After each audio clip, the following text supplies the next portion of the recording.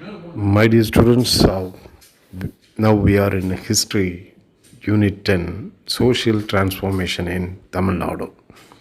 In this lesson, we are going to see and learn about the social transformation of modern Tamil Nadu, social reform movements in Tamil Nadu, and the ideas of social reformers. Tamil Renaissance. The cultural hegemony of colonialism and the rise of humanism brought several changes in the social cultural life of the Indian subcontinent. Modern Tamil Nadu too experienced such a historical transition. Tamil language and culture played a significant role in their identity construction. The introduction of printing press, linguistic research on Dravidian languages, etc., underpinned the process of Tamil Renaissance. The advent of printing technology. Tamil was the first non European language that went into print. As early as in 1578, Tamil book Tambiran Vanakkam was published from Goa. In 1709, a full-fledged printing press had been established thanks to Zeisenberg in Tranquebar. Thirukkural was one of the earliest Tamil literature text to be published in 1812. This led the resurgence of interest among Tamil scholars in publishing the more ancient Tamil classics around that period. In the 19th century, Tamil scholars like C.W. Damodaran and U.V. Swaminathan spent their lifetime in the discovery of the Tamil classics. C.W. Damodaran collected and edited different palm leaf manuscripts of Tamil grammar and literature. His editions including such texts as Tulkapiyam, Veeracholiyam, Irayanar Akapurul, இலக்கண விளக்கம் Kalithogai and Chulamani. U.V. Swaminathan, a student of Meenakshi Sundaranar, took efforts to publish the classic texts such as Sivaka Sindamani, Paditru Pattu, Chilapadigaram, Purananuru, Purapurul Venba Malai, Manimegalai, Ainguru Nuru, and Paditru Pattu. The publication of these ancient literacy texts created an awareness among the Tamil people about their historical tradition, language, literature, and religion. Modern Tamils founded their social and cultural identity on the ancient Tamil classics, collectively called the Sangam literature.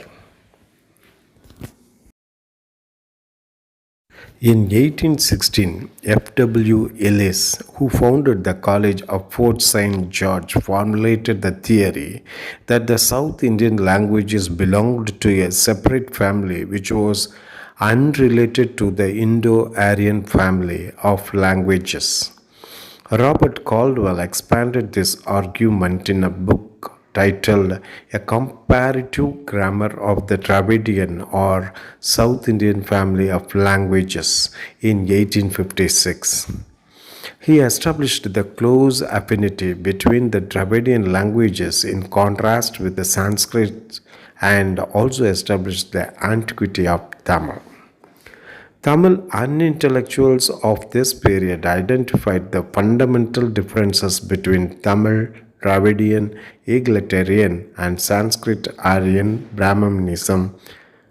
They argued that Tamil was a language of Dravidian people who are non-Brahmin and their social life was casteless, gender sensitized, and egalitarian. Tamil Renaissance contributed to the origin and growth of Dravidian consciousness in the Tamil country. These ideas are exemplified in the Tamil invocation song in the play Manonmaniyam, written by P. Sundaranar. Ramalinga Adigal, popularly known as Vallalar, questioned the existing Hindu religion orthodoxy. Abraham Pandidar gave prominence to Tamil music and published books on the history of Tamil music.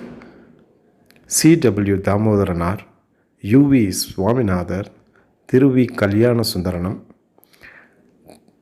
Paridimar Kalaignar, Marimali Adigal, Subramania Bharati, S. Vayapuri, and the poet Bharatidasan in their own ways and through their writings contributed to the revival of Tamil literature. Meanwhile, M. Singaravelar, an early pioneer in Buddhist revival, promoted communism and socialism to counter the colonial power.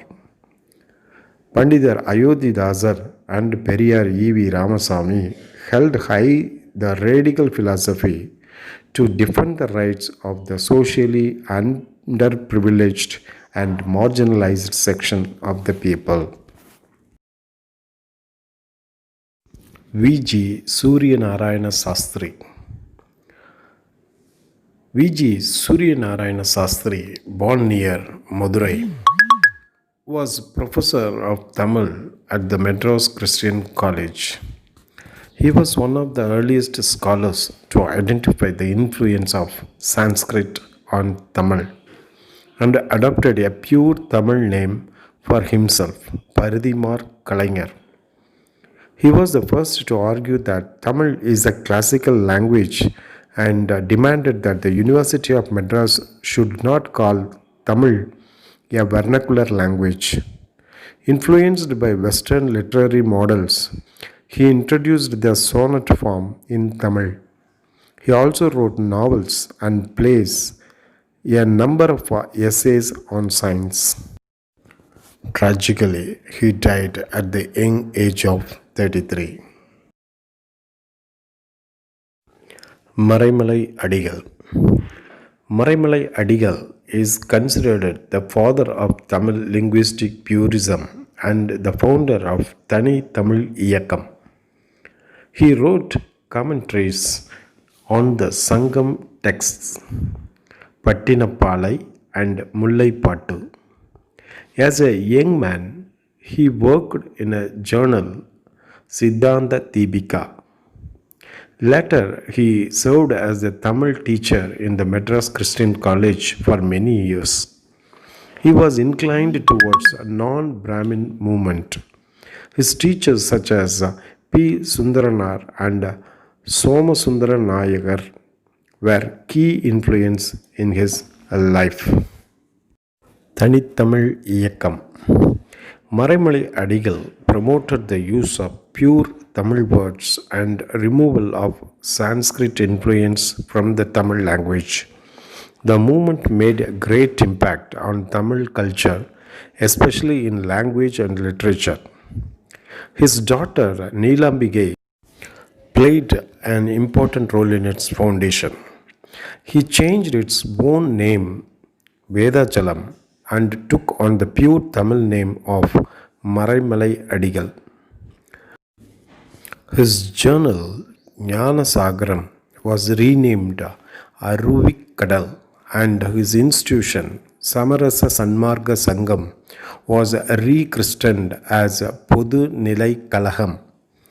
Neelambigai compiled a dictionary that provided pure Tamil equivalents to Sanskrit words that had crept into Tamil vocabulary. Rise of Dravidian movement. The Dravidian movement emerged as a defense of non-Brahmins against Brahmin dominance. An organization called the Madras Non-Brahmin Association was founded in 1909 to help the non-Brahmin students. In 1912, C. Nadesanar, a medical doctor, founded the Madras United League, later renamed as Madras Dravidian Association to support Dravidian uplift. The organization focused on educating and supporting non-Brahmin graduates and conducting regular meetings to share their grievances. Meanwhile, Nadesanar founded a hostel, the Dravidian Home, at Triplicane in July 1916 to address the lack of hostels for non-Brahmin students, which hindered their educational development. In addition, the home had a literary society for the benefit of non-Brahmin students. South Indian Liberal Federation or Justice Party. On 20th November 1916, around 30 prominent non-Brahmin leaders including Dr. C. Nadesanar, Sir Pitti Tyagarayanar, T.M. Nair and Alamelu Mangai Tayarammal came together to form the South Indian Liberation Federation. In the meantime, at a meeting held in the Victoria Public Hall, the Non-Brahmin Manifesto was released in December 1916. The manifesto articulated the voice of the non-Brahmin communities. The association started publishing three newspapers, Dravidian in Tamil, Justice in English, and Andhra Prakashika in Telugu to propagate the ideas of the party. The first election under Montague Chelmsford reforms was held in 1920 after the introduction of the diarchy form of government in the provinces. The Justice Party won the election and formed the first ever Indian cabinet in Madras. A. Subbarayelu became the chief minister of the Madras presidency, and the party formed the government during 1920 to 23 and 1923 to 26. In the context of Congress party boycotting the legislature, the Justice Party continued to remain in office till 1937 elections were held. In the 1937 elections, the Indian National Congress contested in the elections for the first time and trounced the Justice Party. Programs and activities. The Justice Party is the fountainhead of non-Brahmin movement in the country. The Justice Party government widened education and employment opportunities for the majority of the population and created space for them in the political sphere. The Justicities removed the legal hindrances restricting intercaste marriages and broke the barriers that prevented depressed classes from the use of public wells and tanks. The Justice Party government ordered that public schools accommodate the children of the depressed classes. Hostels were established for the students belonging to this social group in 1923. In the meantime, the Madras legislature under the Justice Party government was the first to approve participation of women in the electoral politics in 1921.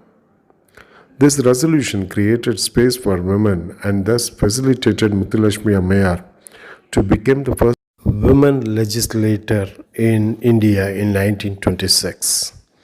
The Justice Party worked towards legislating provisions for communal representation, reservations for various communities. Two communal government orders were passed to ensure equitable distribution in its appointments among various castes and communities as a part of achieving social justice. The Justice Party rule established the Staff Selection Board in 1924 for the selection of government officials and encouraged all the communities to share the administrative powers. In 1929, the government of British India adopted the pattern and established the Public Service Commission. The Justice Party further concentrated on reforms in religious institutions.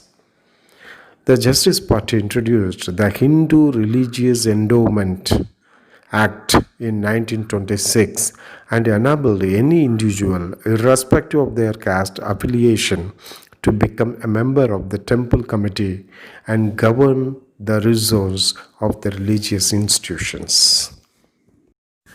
Okay students, we will see the rest of the lesson in part 2.